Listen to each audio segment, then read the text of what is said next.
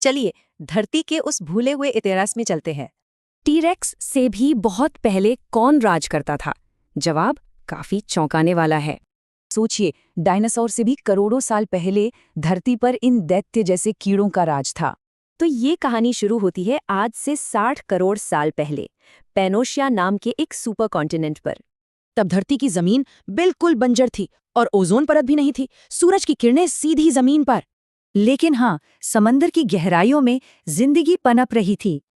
और इन शुरुआती जीवों ने एक ऐसी चीज शुरू की जिसने सब कुछ बदल दिया, फोटोसिंथेसिस। लाखों सालों तक ये ऑक्सीजन धीरे धीरे समंदर और हवा में घुलती गई। और इसी बढ़ते ऑक्सीजन ने जन्म दिया एक धमाके को, कैम्ब्रियन एक्सप्लोजन। देखते ही देखते समंदर में नए और अजीब-अजीब जीवों की बाढ़ आ गई। पहली बार दुनिया में शिकारी और शिकार थे, जैसे ये ट्राइलोबाइट्स जो केकड़ों जैसे दिखते थे। उस वक्त का सबसे बड़ा शिकारी था ये एनोमोलोकैरस, एक इंसान जितना लंबा। इसी ऑक्सीजन से बनी हमारी ओजोन लेयर अब जाकर जमीन पर जिंदगी मुमकिन थी। समुंदर के शिकारियों से बचने के लिए कुछ जीव हिम्मत करके जमीन पर आने लगे। बस फिर क्या था, कार्बोनिफरस पीरियड शुरू हुआ और जमीन पर जिंदगी मानो खेल उठी। अब मजेदार बात यह है कि तब हवा में ऑक्सीजन आज से कई ज्यादा थी, करीब 35%। और यही ज्यादा ऑक्सीजन वजह थी कि उस दौर के कीड़े इतने बड़े हो पाए।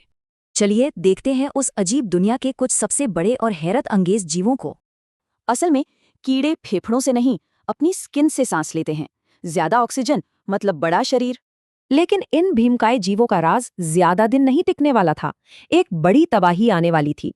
धरती पर अब तक की सबसे बड़ी महाविपत्ति, जिसे द ग्रेट डाइंग के नाम से जाना जाता है। एक आंकड़ा जो सब कुछ बयां कर देता है, 95%। इतनी प्रजातियां खत्म हो गईं। हुआ ये कि ज्वालामुखी फटे, एसिड की बारिश हुई और फिर हवा से ऑक्सीजन घटने लगी। इस कम ऑक्सीजन में वो बड़े बड़े जीव जिंदा नहीं रह पाए। दुनिया एक बार फिर खाली हो गई। इस तबाही ने सब कुछ साफ कर दिया था। अब सवाल ये था कि इस खाली दुनिया पर अगला राज किसका होगा।